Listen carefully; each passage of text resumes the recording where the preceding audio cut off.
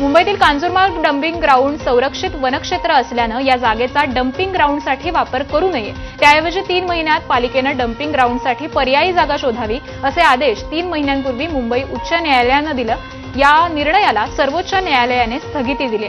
त्यामुळे dumping ground विरोधात आंदोलन करणाऱ्या पर्यावरणवादी संस्था आणि स्थानिक कार्यकर्त्यांना मोठा फटका बसलाय।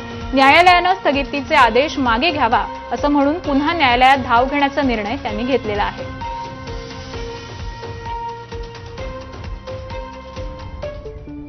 तर जेडीएसचे माजी खासदार आणि पंतप्रधान एच.डी. देवेगौडा यांचे नातू प्रज्वल रेवण्णाला जन्मठेपेची शिक्षा सुनावण्यात आलेली आहे।